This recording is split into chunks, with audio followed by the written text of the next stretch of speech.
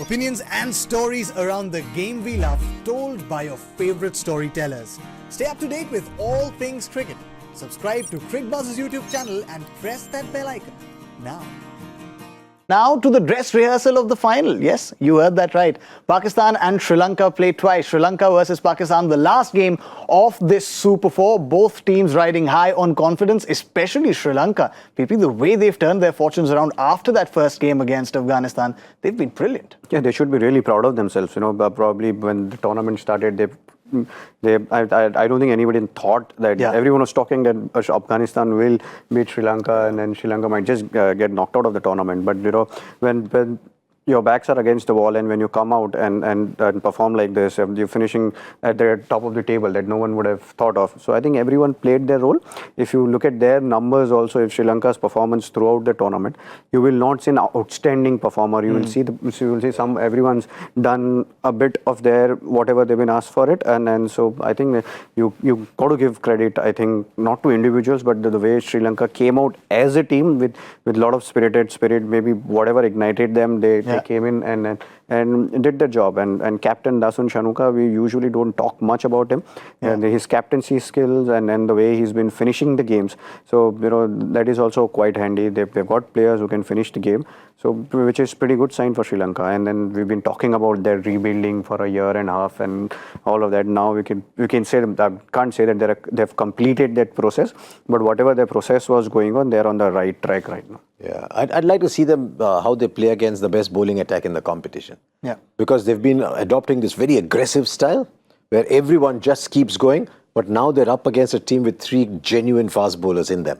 So it'll be interesting to see how Asalanka and Mendes and Rajapaksa and the others, Nisanka, how they go after a relatively quicker bowling attack. If they can do that, then they'll be fantastic. I mean, you can use any of those. Naseem, they're playing Naseem, Hasnain and Haris Rauf. All 3 quick bowlers. Yeah.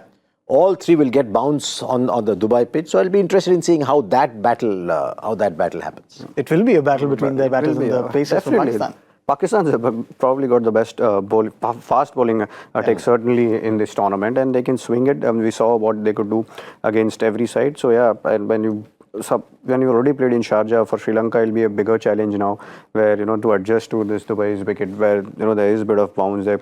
They could be playing on a fresher wicket as well. So it'll be a challenge for Sri Lanka for sure. And for both countries, this game is more than cricket because both countries can do with as much good news as they can get.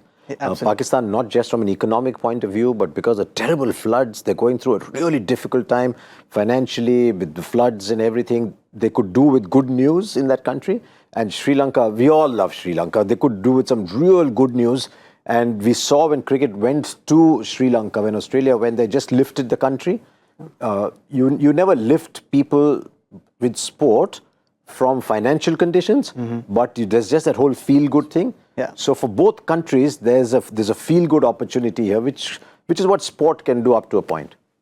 But for both the countries, there's also an objective to achieve. Now, this isn't the final. This is a dress rehearsal of the final. Yes. So what do? Do they empty their bench? Do they not show all their cards, perhaps not show all their ploys, strategize differently, make changes? I think both the teams are playing their best 11. I think it's not that they're hiding anyone or they're not saying that we've got a weapon and we're not going to show it throughout the tournament. So they both are playing their best 11. Both teams are playing their best cricket, and every game which they would try to play, then they played with almost full 11. So I don't think that will be a concern. If I was in both the camps, I would have play a game with the same 11 which I would be playing in the finals, and see what happens in this game, and then try and gain that experience and use it in the final.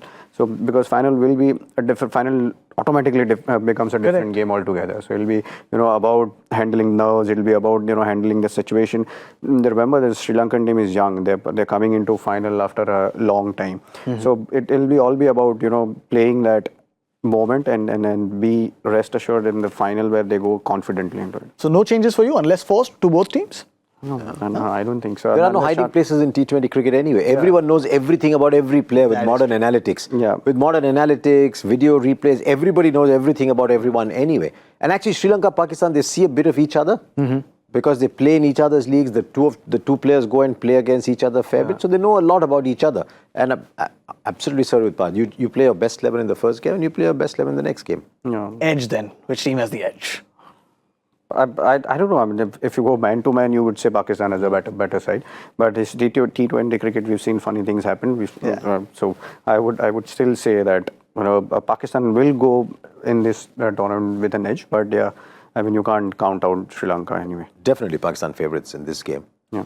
But if Sri Lanka can continue playing their fearless style and it comes off, in T20 any team can upset any team. Yeah. That's the fun thing about T20 cricket.